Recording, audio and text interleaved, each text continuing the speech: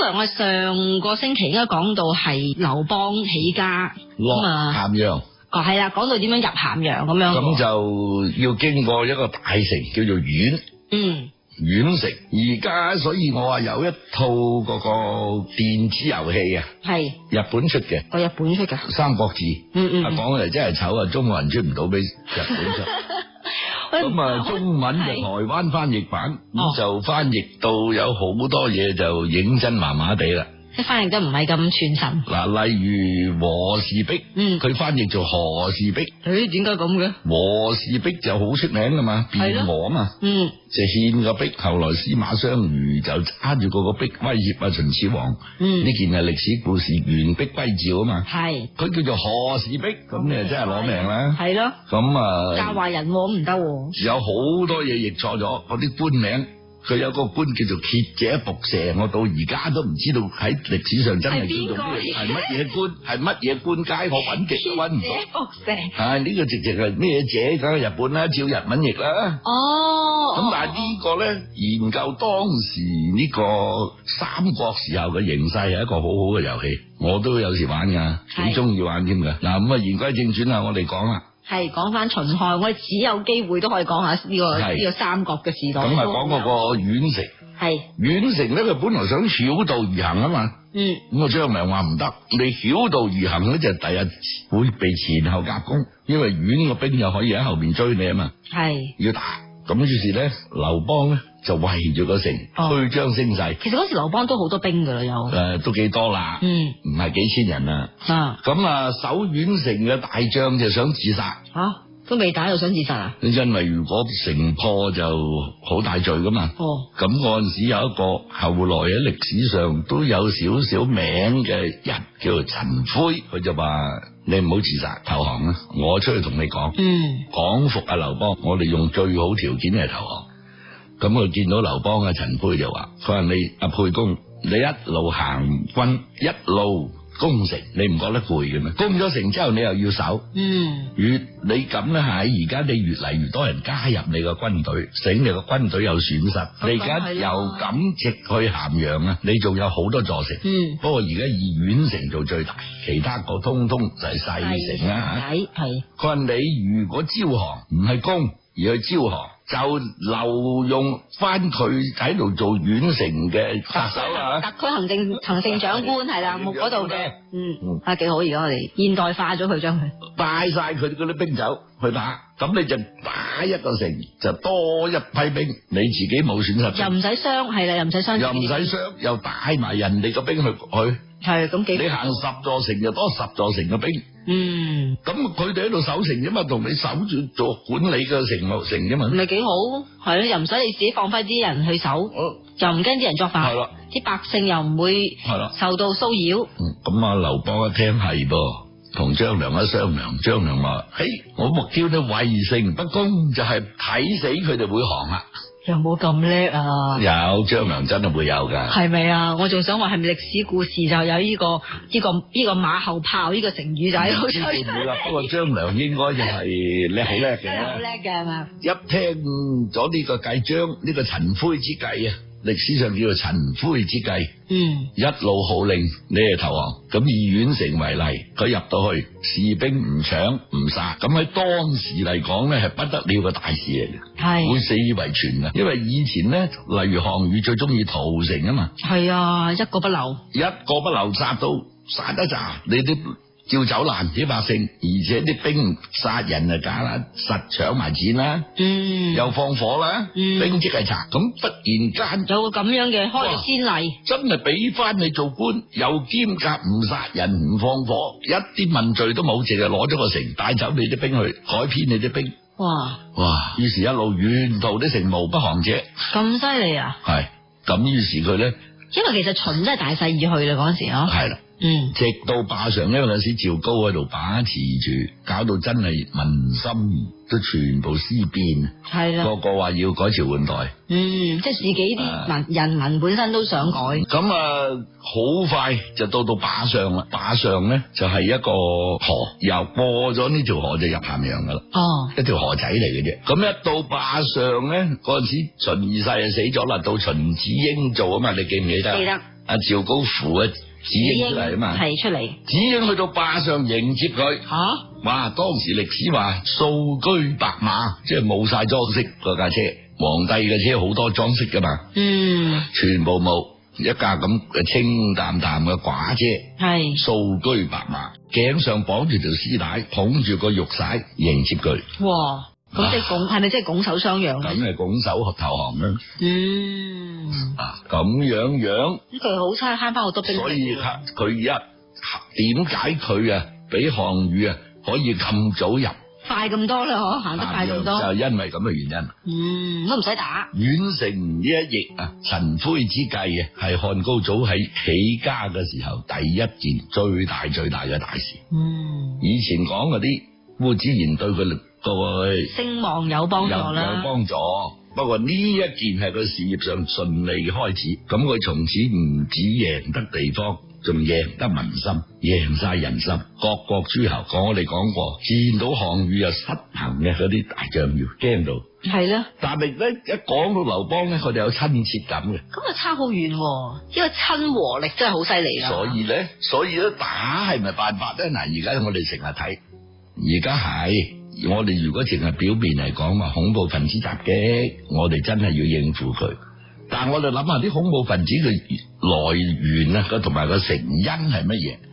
我哋自己有冇做一啲嘢做到有變咗有恐怖分子嘅？如果呢個就係源，如果呢個源都唔理，淨係靠用力去壓，好似項羽咁壓到都唔係英雄。同埋都治標不治本咯，不戰而不仁之兵就要治本。劉邦係咪入咗咸陽？係咯，好斯斯然咁行咗去咯。一入到咸陽，雖然秦朝係已經係沒落，但係仲有好多嘆世界嘅嘢留低噶嘛。咁應該會嘅，爛船都有三分釘，聲色犬馬齊晒。劉邦啲世人未見過嘅，梗係啦佢起家做一個亭長，即係相當於一個保長，某程度上都幾鄉下佬嘅。咁一路打仗邊度啲嘢見過乜嘢嘆世界啲繁華世界啫？係一見到哇得了嘅，係中意嗰啲人，梗係啦，係嘛？咁佢就住咗入皇宮裏邊。樊噲，而家佢哋讀樊噲嗰個樊噲睇唔過眼。就奸佢，劉邦唔聽。劉邦唔聽咧，阿張良咧就再奸佢。佢話而家秦就係因為呢啲咁嘅聲色犬馬，呢啲聲色犬馬搞到不理政治，嗰啲大權旁落咗一個太監手。如果假如冇趙高我同你今日都入唔到咸陽城。我哋其實應該多謝佢嘅趙高。點解趙高可以咁得勢？就係因為秦二世就係掛住一日沉迷酒色，聲色犬馬咧，鋪咗個宮殿啲路打通晒佢，嗰啲一個可以跑馬啊嘛，可以跑馬，可以喺屋裏邊跑馬，即係等於咁都算犀利啦。係咯。你話中意騎馬打獵嗰啲咁真係聲色犬馬噶，嗰陣時冇咁多消遣啊嘛，係冇咁多消遣，係啦。一講再講，聽唔聽講啊？咁劉邦終於咧就聽講，咁就還軍罷上，退出咸陽，淨係留翻啲行政人員喺度管理，軍隊喺翻罷上呢個地方駐紮，即係咸陽出邊。係，咁就啲老百姓好開心。點解咁開心咧？因為冇咗班軍隊喺度，一日喺度樣樣，我個城市就舒服好多噶嘛。咁啊，你而家試下。成日有班軍隊喺度，即使唔搶嘢喺度，日日喺度巡街你都心驚膽震噶嘛，又吹下軍號咁。係咁啊，係啊，感覺就係好唔太平咁咯。係咪？咁佢哋就將所有嘅守島秦宮裏邊嘅重寶財物同埋嗰啲咁嘅一切嘅糧食資源咧，全部封起佢。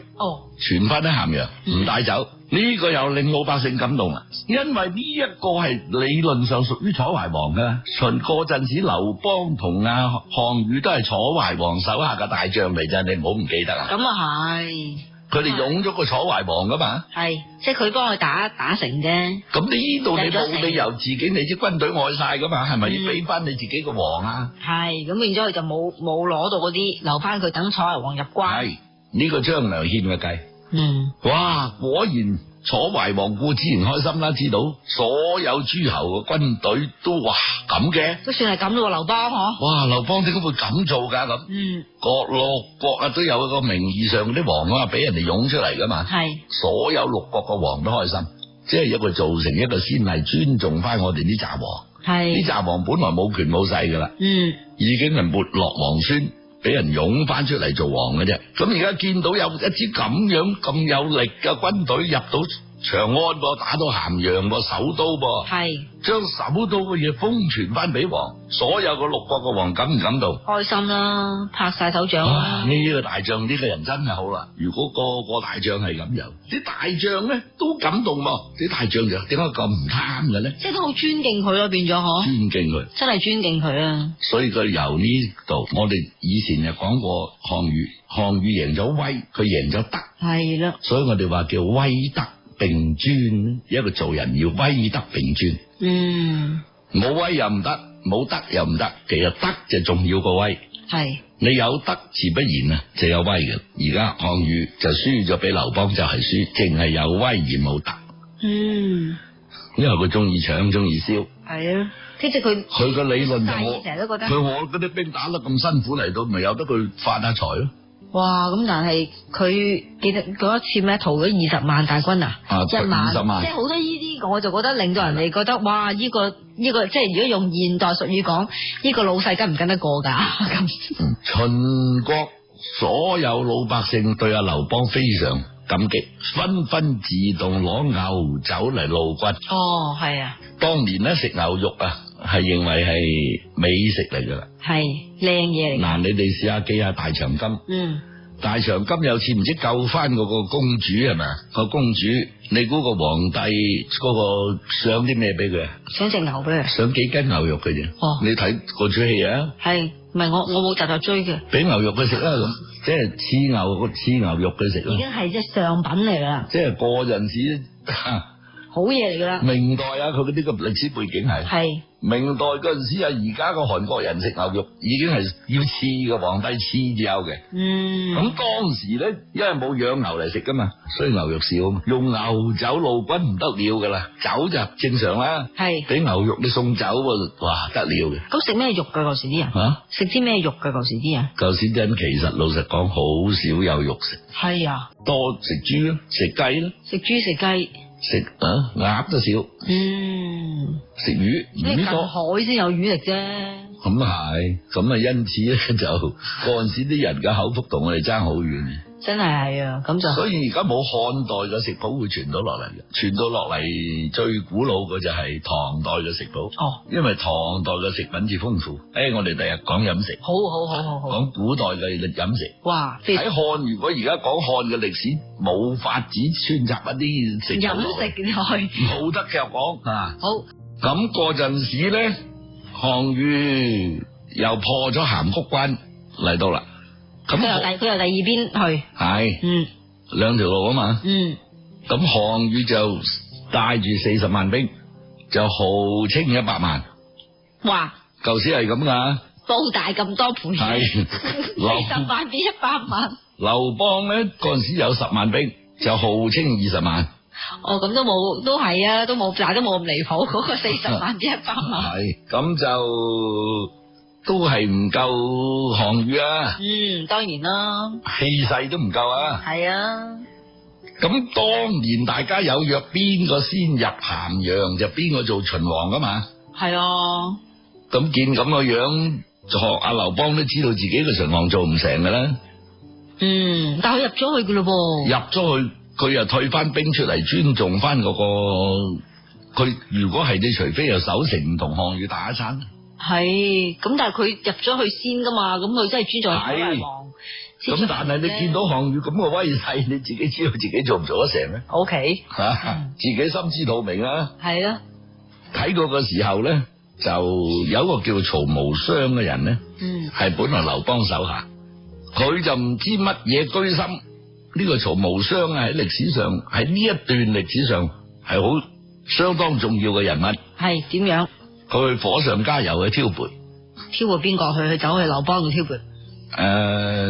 雙方對峙。哦。大家喺霸上嗰度，個曹無雙就睇好項羽。咁就乘機拍下項羽個馬屁。係。咁我就去使人暗中話俾項羽聽。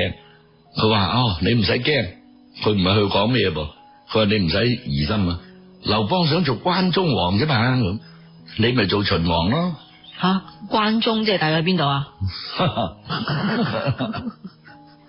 係咪喺隔籬咁嘅意思啊？關中王咧就去到四川，等於而家。咁咪好遠？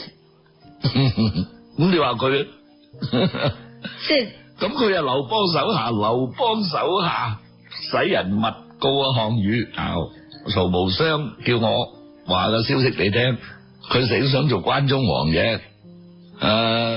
你叫阿子嬰咧做佢個相，每個人先每一個封王嘅，都有個相嘅手下。係子嬰係做佢個相，咁咧就秦國嗰啲珍寶咧由佢佔晒，佢個希望就咁啫。咁項羽一聽 call 撈嘢，秦國啲珍寶要佢佔晒，珍寶你要愛晒。嗰個子嬰啊，以前嗰個皇帝你做相，咁啊 call 撈嘢啦，咁讓我乜嘢啊？係咯，咁但係你又話自己走到鬼迷咁遠。係啦，咁你哋記得睇個電視劇，你有個白蘇洛林做係咪？唔知係邊個？我知係邊個，我知邊個係咯。范增啊嘛。范增係。范增就。范太傅。係范太阿父啊。范阿父。阿父。即係唔係老豆，不過等於老豆。係。范增最主張打劉邦，積極準備兵馬。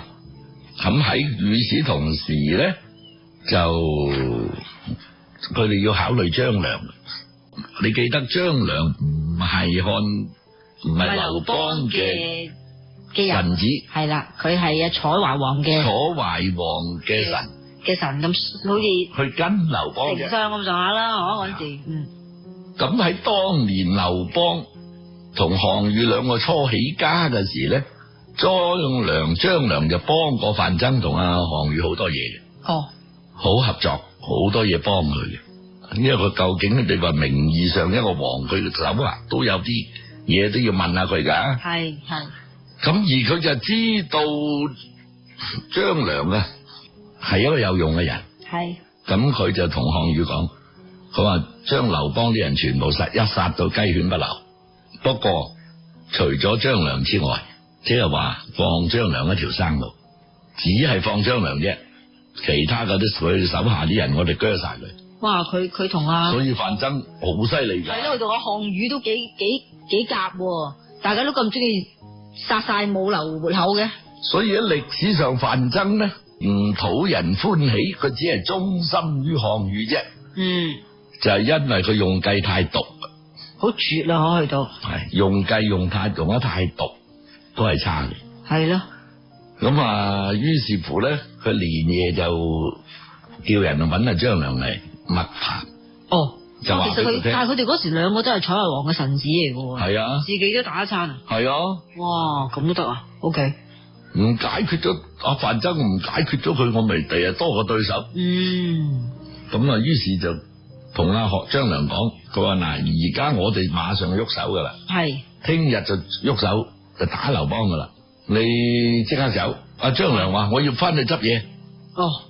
翻去就即刻同劉邦講，佢話嗱，而家打到嚟啦，而家情勢好危急啦，聽日就喐噶啦，佢哋啲兵。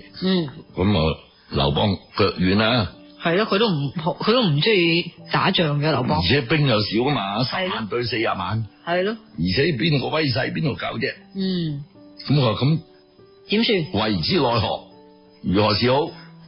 咁佢話嗱，你自己就話你自己諗，我哋夠唔夠佢打先？唔夠啦，咁樣就只有一個辦法啦。呢個辦法就係點咧？你去見項伯，你而家連夜去見項伯，即係見阿項羽嘅阿叔。拜託項伯即刻去同項羽求情。因為佢發軍嘅消息係得范增同項羽兩個知嘅啫。聽日就發兵啦，項伯都唔知嘅。你即刻叫項伯去同你求情，表示沛公從來唔敢同你作對。哎呀，項羽念兄弟之情，用兄弟手足之情嚟到打動佢。嗱，所以咧，而家喺呢度最關鍵人物就一個范增，一個項伯。劉邦就真係跟住咁做，連夜去揾項伯，項伯聽見又連夜去見項羽，咁就成個歷史改寫咗。哇！如果唔係冇漢朝400幾年天下，我哋亦唔會叫做漢人。就係呢一役啦，其實吓，即係如果佢真係打咧，就掃可能掃晒噶啦，掃晒。哇！咁樣我哋可能叫做楚人啦，楚人唔係漢人啦。O.K. 漢人係我哋個個即係西方社會稱我哋為漢人。如果冇漢朝，我哋點會俾人叫漢人啊？我哋亦都唔會自稱漢人。但係佢哋好多叫我哋清噶，唔係清朝人，唔係清遷。遷啊？遷係秦。秦朝人係秦嘅譯音，加個 A 字，咩人就加個 A， 所以叫做遷啦。遷蘭就而家變咗差啦。係遷，唔係我成日以為佢話我哋係清朝。如果而家希臘音我哋叫先羅啊嘛，先羅叫佢哋叫中國人做先羅，唔係支那人。先都係秦嘅譯音，不過譯得唔係咁準。其實秦嗰陣時都幾犀利嘅咁樣，即係佢即係我講喺個整個世界嚟講咧，佢都已經有人認識呢個即係中國嘅地方噶咯。嗰陣時其實已經有同西域有交通。所謂西域就去到紅海，即係去到埃及嗰啲咯，即係話係啊，去到埃及羅馬噶。咁犀利噶？通商啊嘛。哇！商人為咗賺錢行一次，而家叫做絲綢之路啦。係，咁個就當時就冇海路，就陸路。後來絲綢之路就有海路，但係都好危險噶，係咪啊？路遠條長路遠咧，所以嗱呢度就講啦。你記唔記得我話講過，我哋而家要研究黑水城嘅文書啊？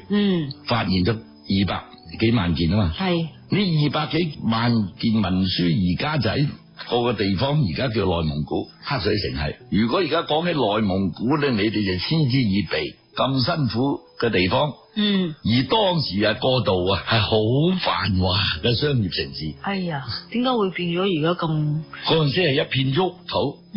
真係生態破壞咯。哎呀，破壞生態，於是乎成個城而家，我問過佢哋有冇人喺度住啊？係咯，佢話有，黑水城有10零人喺度住啦。吓，變咗黑水城，因為呢10零人黑水城寨變咗，仲係政府公務員啫。即係派住喺嗰度，叫做霸住笪地咁樣。哇，真係可惜啦，咁就真係水都要運去俾佢哋，運俾咗10幾個人。哇，真係可惜，糧食同水都要運啊，唔運佢哋10幾個人都冇得喺度住。所以我哋而家就喺度搏命自己破壞生態咧，就好可能第日為我哋啲子孫啊屠城嘅。係啦，所以真係應該係環保嘅意識應該真係高啲。真係啊，所以我成日好反對你哋而家啲處理垃圾啊！嗱，我唔係唔攞外賣，講啲歷史，講題外話，我自己帶膠盒去攞外賣。即係食剩嘅嘢，係我唔用佢啲發泡膠盒。不過發泡膠又真係好令人頭痛嘅，真係呢個問題。一個車胎啊，發泡膠啊呢啲咧，啲膠啊，其實係簡單啲講，膠袋都係啦，膠袋係可以好耐都。車胎佢哋仲可以攞去翻鑄車胎。發泡膠盒從來冇人收翻去翻做發泡膠盒。同埋膠袋嗰啲都係咯。係咯。係啊。真係，所以我真係主張係用紙袋嘅。係啊，你食一餐飯打包啦，咁帶幾多膠嘢翻屋企啊？係啊，幾個發泡膠盒再加一個膠袋，呢樣真係要諗。咁你又譬如話垃圾桶嘅啫。係啊，因為暫時嚟講，就算你嗰啲即係分開抌垃圾嗰啲咧，都冇一個專題抌膠袋、發泡膠噶嘛。冇啊，好難處理啊。係啊，所以而家咧處理垃圾變咗我哋人類最大問題。係啊，而我哋每日製造嘅垃圾係以幾多萬噸嚟計。係啊，我諗其實一個人咧，隨時製造同自己差唔多重量嘅垃圾喎，每一個月。唔止啊，包你唔止，唔止你我當你100磅，你唔止製造100磅垃圾。唉，真頭痛。嗱，黑水城當年點解咁興旺，就係因為喺漢代以前，佢已經係一個同通中國同西域交通嘅一個重要嘅城市。哦，不過講翻嚟咧，頭先講起話，哇，原來秦代已經即係有呢個國際嘅聲望啦，可而家咁樣講吓。咁所以我哋嗰陣時就成咗而家話中 China 咧，就係即係秦國人咁解。哦，嗰個譯嘅秦，將個秦譯做千秦，你叫千。明白啊！我成日都以為係清朝人，呢個係西域人對我哋嘅叫法，唔係叫做清，所以後來呢個字入邊咧又叫做支那啦。係啊，支那我就聽過，又係呢個字啊，係一樣係呢個字。China。頭先講到佢就去劉邦咧，就去嗌阿項伯，咁啊項伯真係同阿項羽講，項伯就嗌直情嗌劉邦去見項羽，同阿項羽講完之後，叫劉邦嚟，劉邦硬住頭皮去見，咁喺邊度見呢？就喺鴻門見啊，佢係喺霸上噶嘛，佢支兵，大家都係霸上，項羽個兵就喺鴻門，隔籬一個地方，霸上一個地方隔籬嘅，咁而家未講到鴻門宴。鴻門宴大家知啊，唔使講。鴻門宴又係項伯。鴻門宴就喺鴻門呢個地方，所以叫鴻門宴啊。係啊，喺鴻門呢個地方設宴，所以呢條宴就叫鴻門宴。問你估以為乜嘢？以為食隻鴻門啊？又不至於，不過我冇追溯過呢個即係個鴻門宴嘅來由咯。係啊，就係原來有地方叫鴻門。如果劉邦請項羽咧，就霸上宴。哦。OK， 咁啊係啦。嗱，咁佢去到鴻門，腳都震埋，但係咧，項羽雖然暴躁啊，但係佢其實個心咧係好念舊嘅。即係念手足之情。一見到劉邦心軟啦，加上項伯講情，咁佢個心就諗，佢話范增客偽嘅。其實我哋兩兄弟當年一齊打佢，其實劉邦都冇乜對我唔住嘅，你諗下。嗱，大家亦帶兵，你行嗰邊入，我行嗰邊入，咁大家。兩支軍務，我哋幾時會有個衝突啫？就諗下係咪？係啊，係而家去到而家俾佢入咗先啫嘛。係咯，入咗先佢都冇佔住，佢都褪翻出嚟，佢又褪翻出嚟，仲封起晒啲財寶。嗱，咁如果喺成件事嚟到講啊，你話佢做錯咗咩嘢啊？冇做錯嘢啩？咁都算係冇噶，即係你無論係即係將來獻計又好咩都好，咁整體嚟講係冇做錯噶。嗱，咁佢有冇得罪我咩嘢咧？又冇乜啦，亦都冇得罪寶貴。咁大佬話明兩支軍去，佢冇理由話一定要等埋你先入咯。係我等埋你先入去咁。係咯，喺門口等啊，大家。係啦，咁真係話唔到佢邊度錯噶噃。咁而且大家當年一齊起兵又結下過生死之交。咁於是就見到劉邦就話冇嘢啦，冇嘢翻屋企，早啲翻入城啦。我唔會，我應承你，我一定唔會打你。哦，我哋大家都係兄弟，不過咧你就要尊重我哋嘅兄弟之情。以後有咩嘢，你要讓下我呢個大阿哥啦。你識做啦。阿劉邦聽咗，梗係我啦，好似我咁啦，係不嬲尊重你。明白。如果唔係我點會咩啫？我點會退出咸陽啫？嗱，張良教佢呢個計就好嘢。而家佢振有詞噃，如果佢佔住咸陽咧，項羽有得砌佢噶噃。係啊。咁而家我都退出，咁我而家就等阿哥你入去啊嘛。咁仲想點啫？咁仲話要實打我？係咯。咁范增係激死啦，真係激到嘔血。嘔血呢個心腹之患不除，佢睇死將來呢個心腹之患，想乘機除咗佢，而家就除唔到啦。咁後事如何咧？我哋下回分解啦。因為講到好緊張，但係節目時間夠晒，咁我哋希望嚟緊嘅只快啲同大家交代埋呢個故仔。咁今日唔該晒師傅先，我哋下星期再見。好，拜拜。拜拜。